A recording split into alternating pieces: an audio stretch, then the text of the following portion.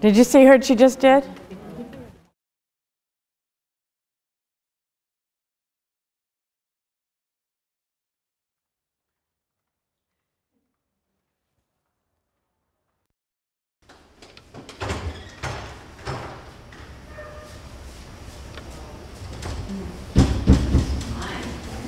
Yeah, I'm surprised she's sitting around.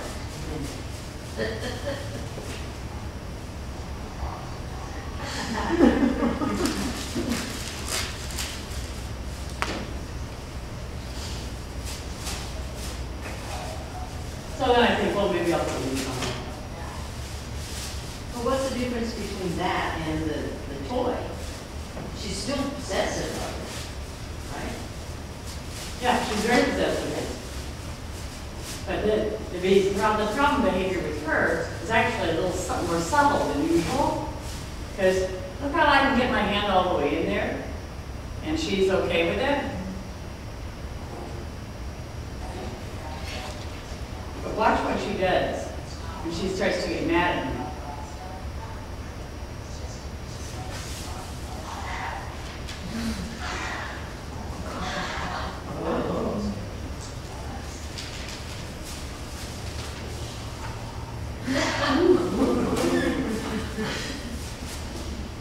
I mean, I don't blame her for getting mad at me, but there, that's the problem behavior there. Without the pig's ear in my hand or her mouth, she is still going for me.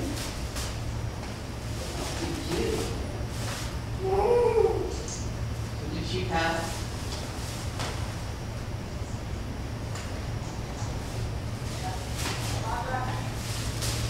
She just didn't get mad at me all over again.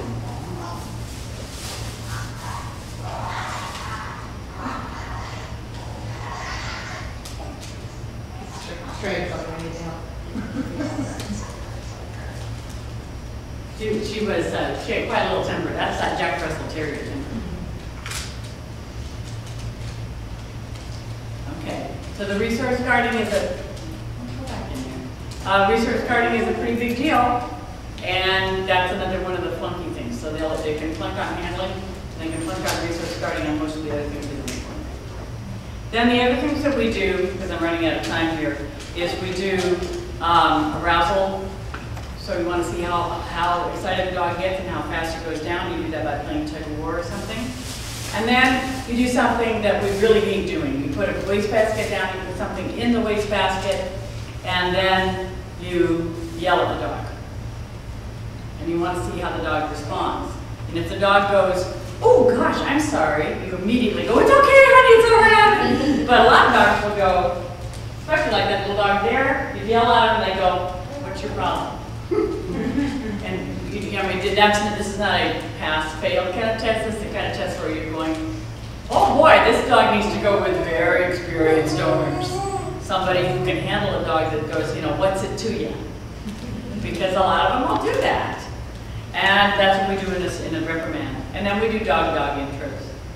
And in the dog-dog intro, we try to introduce them to at least 2 or 3 dogs, because we want to find out how they are with a variety of different dogs. It is sometimes difficult to do. Strider is used as a dog intro dog, but he's so tired of it now that he walks into the canine classroom and immediately goes over to the cupboard where we keep pig's ear, because he knows he gets a pig's ear as a reward. But he forgets all about the first part about it, which is what he's supposed to be doing with the other dog. So we use a variety of different dogs. And we sometimes will use another shelter dog, or we'll use one of the dogs of our volunteers or whatever, because we want to find out how they do, because in Marin County, everybody wants their dogs to play with other dogs. So if you have a dog that doesn't like to play with other dogs, then that's no good, It is not a pass-fail, again. If a dog does not like other dogs, he doesn't automatically fail. We just put on the profile, this dog is not a dog park dog. So what happens is the adopter comes in and immediately takes the dog to the dog park. And then they bring it back and they go, "This dog didn't like other dogs." And we go, "Okay, bring it back."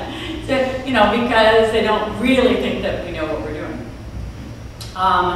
And sometimes we're dead wrong, by the way. Sometimes they take him to the dog park and the dog is just fine. And sometimes not. Yes? Should they take another dog on a leash as well, so they're both on leashes, or one of them? We do on leash and off leash. But they're both either on or off? Either both on or both off. And we're pretty careful about doing it. And if you're an adopter and you come in and you have a dog at home, you'll have to bring your dog to us so that we can have the dogs meet and see if they play. And it's very funny because sometimes people will go, well, you know, they'll get along later. There's no guarantee that they'll get along later. There's no guarantee that they'll get along. In fact, a lot of times the dogs will get along in our yard really well, and then they go home and the resident dog goes, wait a second, we were playing, but that didn't mean you can come in my house. You can't have my food, nothing like that.